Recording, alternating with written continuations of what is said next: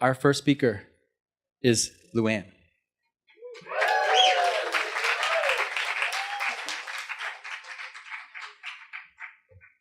I'm going to do a quick little cheat.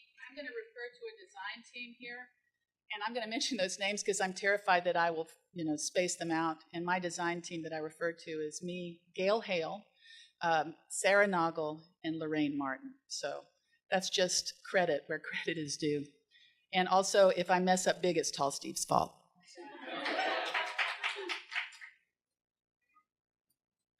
So in late 2012, I became part of a 4-woman design team for a project called The Power of Pattern.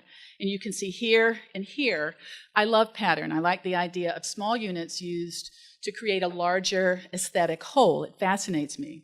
So our Power of Pattern project involved inviting people across the community to submit designs that we would then incorporate into a big backdrop for the Buskirk-Chumley Theater as part of the 20th Lotus Festival. And so we started in the beginning of last year, and we spent 9 months planning and designing and producing this big backdrop, which was actually 7 different canvas panels. We did mock-ups, prototypes, we tested materials, paints and canvas, we worked out color palettes. We gave ourselves permission to play with the materials and learn from our mistakes. And our color palette, which you can see here reflected, is a beautiful ochre yellow, a Venetian red, and this gorgeous ocean blue that we actually hand mixed. And all of the color that you see in these slides comes from those primaries. Anyway, we taught ourselves to work on a large scale. Each of our panels that made up the full backdrop was 5 feet wide by 22 feet tall.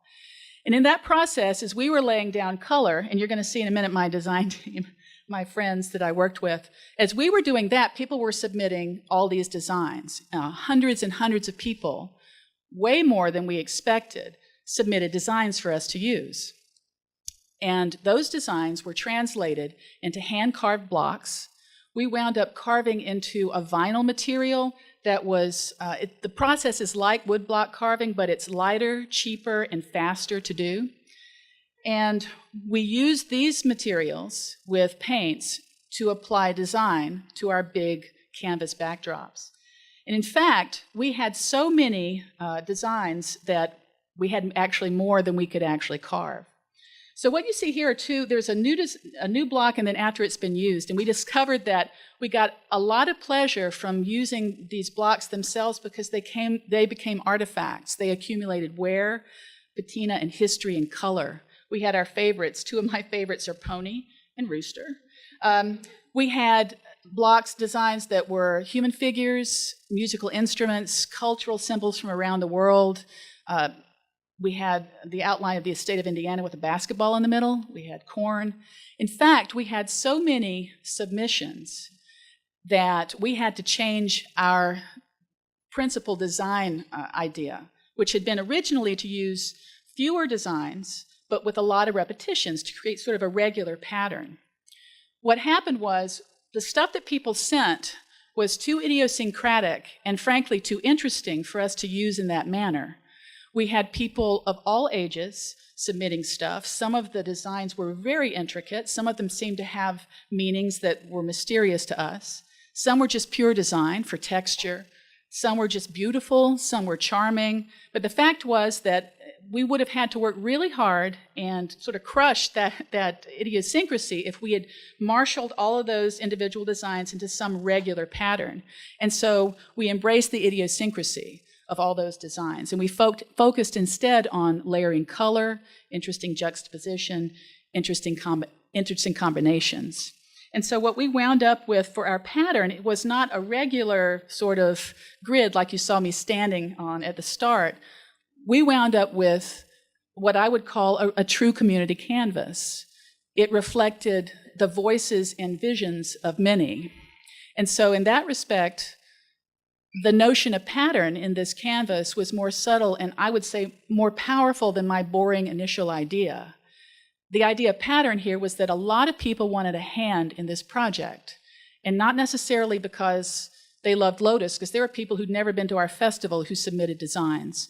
They were interested in being part of a larger artistic whole and contributing a small amount to a big thing.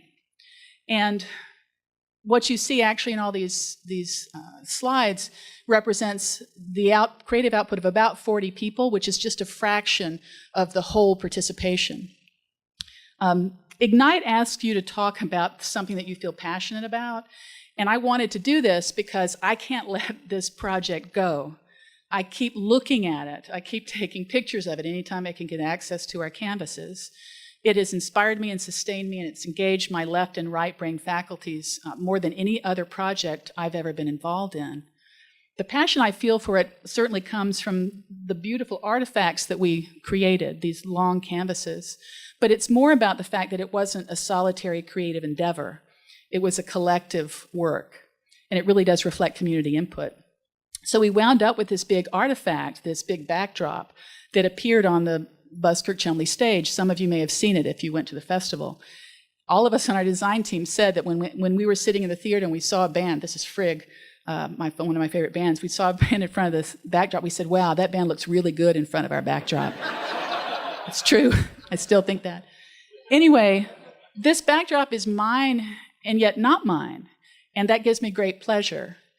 It's something that people keep responding to. They see different things, and they continually want to see it and touch it. It has texture, and it really is a community canvas. And that's more important than whether it's mine or yours.